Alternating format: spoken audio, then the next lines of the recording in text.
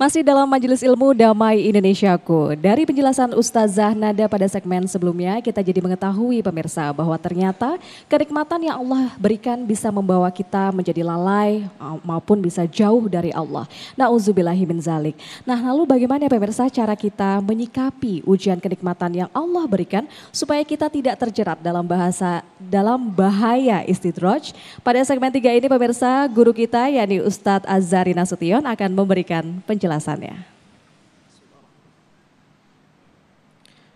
Bismillahirrahmanirrahim. Assalamualaikum warahmatullahi wabarakatuh. Alhamdulillah alladzi waffaqa man arada min ibadihi littafaqquh fid din. Allahumma salli wa sallim wa barik ala sayyidina Muhammad wa ala ali sayyidina Muhammad. Allahumma faqihna fid din wa 'allimna at-ta'wil walhamdulillahi rabbil alamin.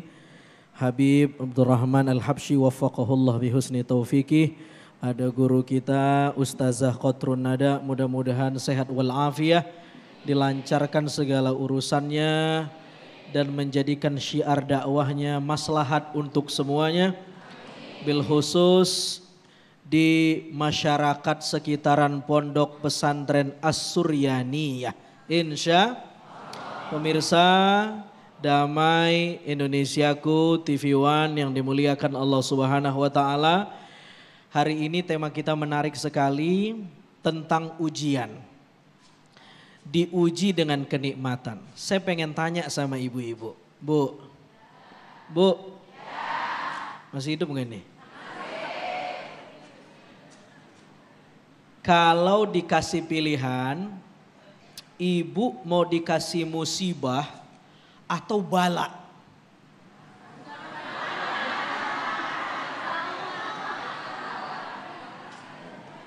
Musibah atau bala? Harus pilih salah satu. Ini babu ta'lim, bukan bab doa ini, bukan kita habis ini kena itu, bukan. Ini babnya belajar. Sekiranya dikasih pertanyaan, mau dapat musibah atau bala? Hah? Musibah. Baik. Tapi saya ganti pertanyaannya. Mana yang lebih mencekam? Musibah atau bala? Sudah salah kenceng lagi.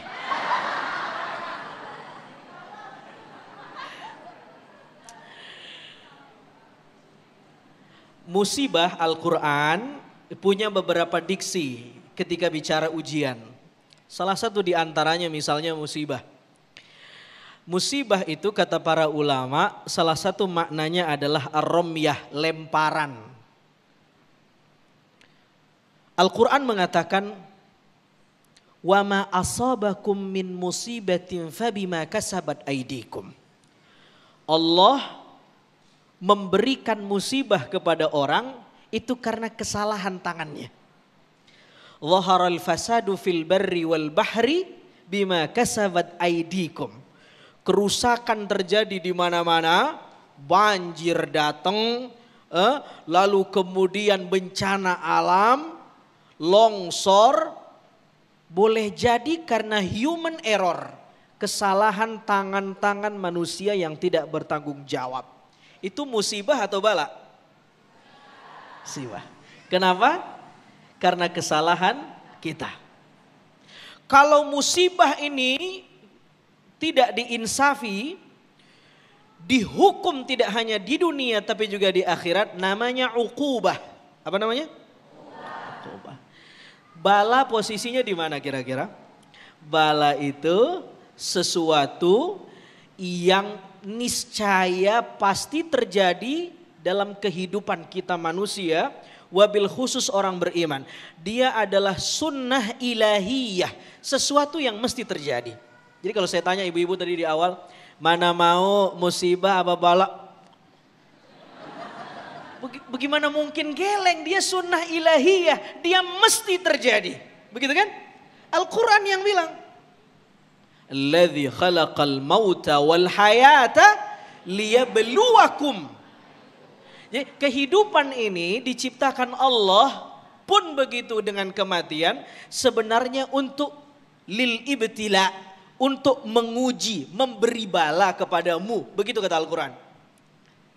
Nah, setelah dapat penjelasan ini, bagaimana cara kita melihat bala?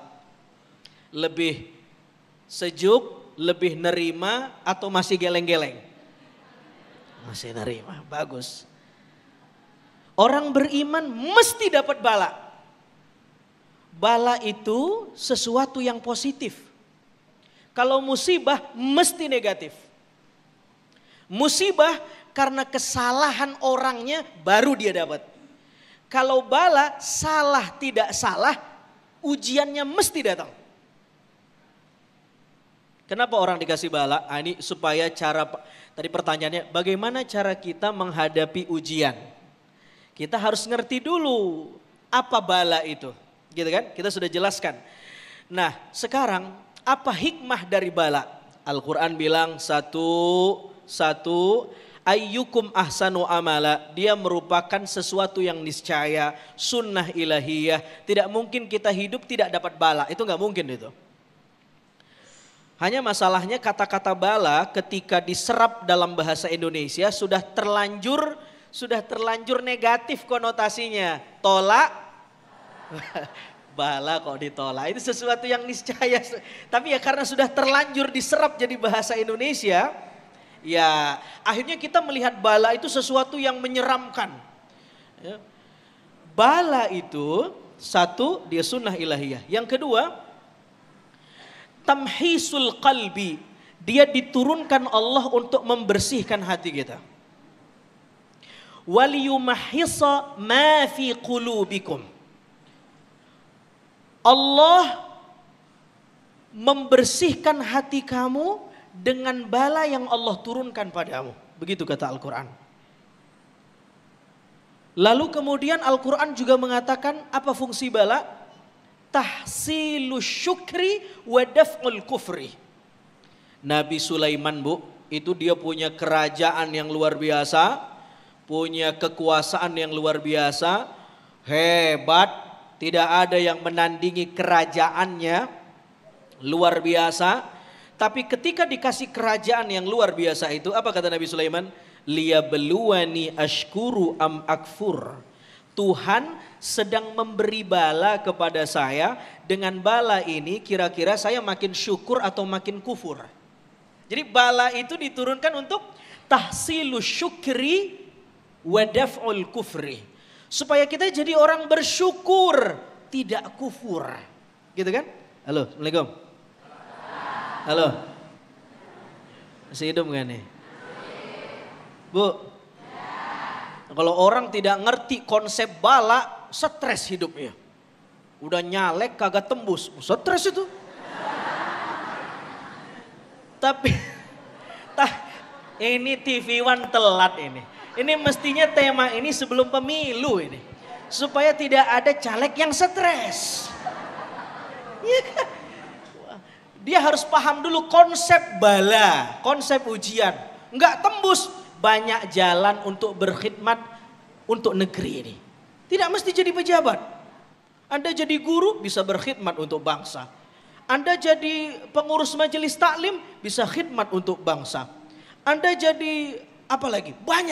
Banyak jalan untuk berkhidmat. Bukan harus menjabat. Jadi saya ingatkan, mudah-mudahan jangan stres. Karena ketika belum masa pencoblosan fotonya senyum, saya takut karena tidak terpilih senyumnya berkepanjangan.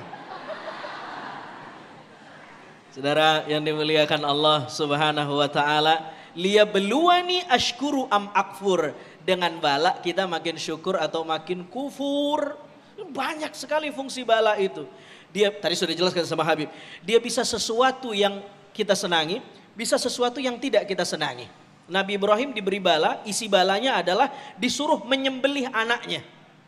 Al-Quran mengatakan itu bala yang nyata buat Nabi Ibrahim. Dalam surah As-Saffat. Bayangkan kalau ibu disuruh nyembelih anak. Jangankan nyembelih anak.